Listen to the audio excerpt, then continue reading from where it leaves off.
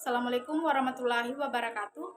Let me introduce myself. My name is Nabila Ramadhani from Class B, and I am in the English education. And my name is H0123317. Okay.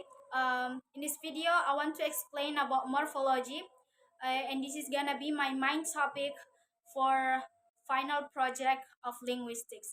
But before I start to explain what morphology is, um, I want to tell you what is linguistics. So, linguistics is the scientific study of language. It's a vast and complex field that explores all aspects of human language, from its structure and sound systems to its meaning, use, and evolution.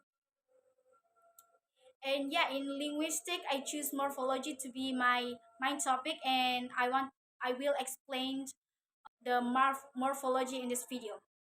So without waste any time, yeah, so let's get started. Okay, so morphology is the branch of study that deals with the internal structure of words. This means it investigates how words are formed, how word parts related to each other, and how the internal structure of a word affects its meaning and function in sentence. And here are some key aspects of morphology. One is morpheme, and the second is word formation process, and the last one is importance of morphology. Okay, the first one is morphemes. Morphemes is the smallest unit of meaning in a language, and there are two types of morpheme. One is free morpheme, and the next is bound morpheme. Free morpheme is morpheme that can stand alone as words. For example, table, run, book, door, and glass. And in free morpheme, there are two subtypes. One is lexical morpheme. So, lexical morpheme is a word that carries the meaning of a message.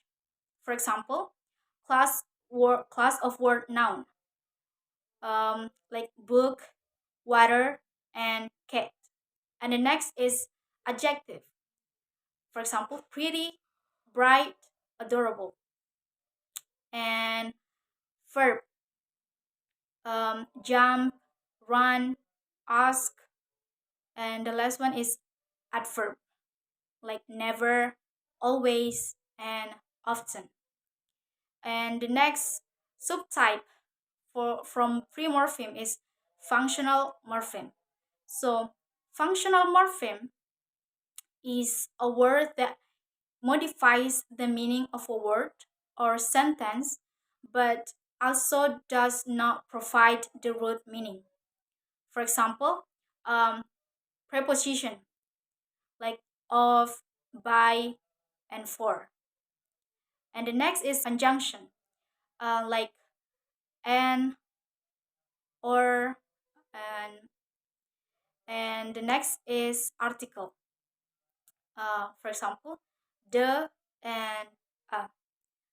And the last one is pronoun, like she, he, you, mine, or her, like that. The next morpheme is bound morpheme. So, bound morpheme is morpheme that cannot stand alone as words and must be attached to other morphemes. For example, an in untouchable, in reading, and this in dislike. And bound morpheme, there are subtypes. One is derivational morpheme. Derivational morpheme is change the meaning of part of speech of a word. For example, nest. For example, kind. Kind is a class word of adjective, but if we put or add ness into kind, it's gonna be changed. The class word is gonna be changed into noun, because if we put kind, if we put ness into kind, uh, the word is gonna be kindness. Kindness. So kindness is class word of noun. So it's changed from adjective to noun. So yeah, that's derivational morpheme. And the next subtype of bound morpheme is inflectional morpheme. Inflectional morpheme is a suffix that added to a word to change its grammatical meaning without changing its core meaning or part of speech. For example, add. We add into skip, and it's gonna be skipped. And skipped is past tense because there are add uh, behind the word. So it's inflectional morpheme. And the next key aspect is word formation process. There are three ways for words are built. One is prefixes. Prefixes is added to the beginning of a word. For example, unhappy, unhappy, disagree, disagree, incorrect, incorrect. And the next is suffixes. So suffixes is added to the end of a word. For example, hopeless, hopeless, happiness, happiness. And the last one is reading, reading. And the last one is compounding. So compounding is the process of combining two whole words to form a new word with a different meaning. For example, black and board, blackboard. And the next is fingerprint, fingerprint, like that. And the last key aspect of morphology is importance of morphology. One is understanding language structure. Morphology helps us understanding how the internal structure of words affects their meaning and function in sentence. And the second is aiding language learning. Understanding morphology can help in learning new languages, especially in understanding word formation and meaning changes. And the last one is text analysis.